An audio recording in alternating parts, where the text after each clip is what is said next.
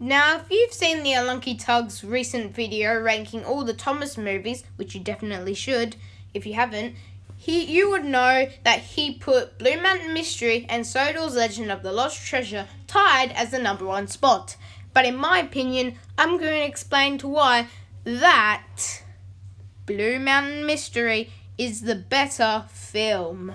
So let's begin. Also, I will not be saying why Sodor's Legend of the Lost Treasure isn't as good, because that will be in another video coming out maybe next week or whenever I do upload it. So let's get to the Blue Mountain Mystery stuff that I want to talk about.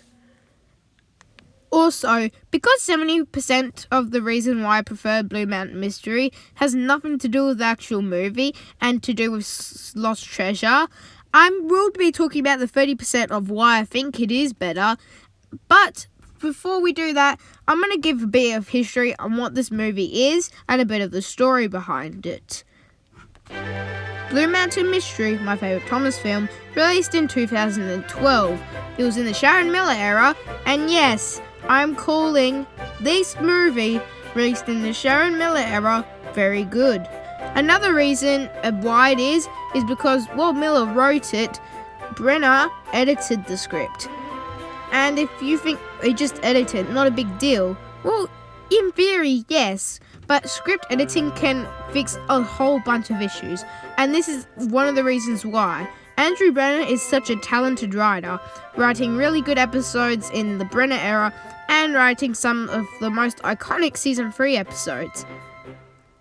Now, Blue Mountain Mystery. It was released onto DVD and aired on TV.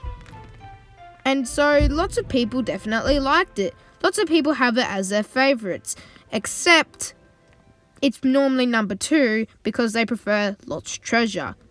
But I'm going to explain to why that this is the better Thomas film. Number 1. The narration. The narration from Michael Angelis is, in my opinion, is better than Mike Mulhagen's narration in Sodor's Legend of the Lost Treasure. Even though he's not as energetic in the classic series, I love his voice in this, and I think he deserves recognition as my favourite narrator. Number 2. The story. After the Blue Mountain Quarry is introduced, a bridge collapses and falls on Paxton. Thomas fills in for him and works at the Blue Mountain Quarry. While he's working, he runs into an engine in hiding named Luke. He asks the other engines if they've seen him before, and they lie to him, saying that they have no idea who he's talking about. Thomas then goes on a search for the green engine until he finds him again. After proving his worth, the navigation engines talk to Thomas about what has happened, and Luke thinks that he killed an engine. Yes, this is quite dark. Not as dark as Lost Treasure, which is something I can't give to Blue Mountain Mystery, but still I like Luke's backstory nonetheless. After this, Thomas talks to Victor, an engine who repairs steam engines, and asks if he had seen this engine before. After explaining what had happened, Victor then tells Thomas that he was the engine on the boat that Luke had knocked off. Well, either way, it wasn't actually Luke's proper fault, because he wasn't unsecure from the boat.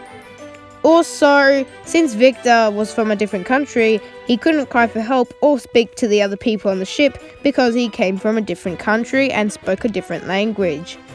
Thomas goes to the Blue Mountain Quarry to talk to Luke, but then Paxton and Diesel find out. So they come to the quarry and confront Luke about what has happened. Also, because Diesel and Paxton didn't know about what actually happened, they wanted to tell the Fat Control... Well, no, not Paxton. Paxton's actually quite good in this movie. Diesel wanted to tell the Fat Controller about what had happened. So, with this... the navigation engines lose their trust in Thomas, and they run away. However, Thomas goes get Victor to make things right. When Victor tells Luke who he is, then the solution is resolved. What I love about the story is that, again, Victor, they gave him backstory, and that goes pretty in depth and is quite tragic. Luckily, he was repaired, but still, imagine in an alternate take of the movie where Victor is scrapped and Luke learns that it actually happened. He would feel terrible. However, this didn't happen because it's a kids' movie, but still, that's another reason why I prefer this movie to Lost Treasure. The pacing. The pacing feels very natural and feels like, well, an episode's pacing. However, it's just longer, and that's not a bad thing in my opinion. The pacing in this movie doesn't go from short or is too fast, but in my opinion, it's the perfect balance and should be the pacing in all the Thomas specials.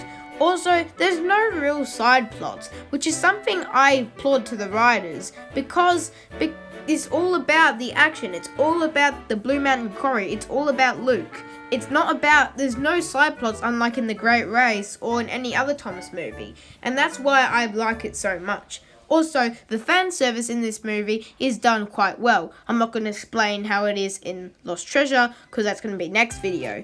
So, those are my reasons of why Blue Mountain Mystery is better than Lost Treasure. So, that's it. A lot of the things I say were in the Unlucky Tugs video, so go watch that.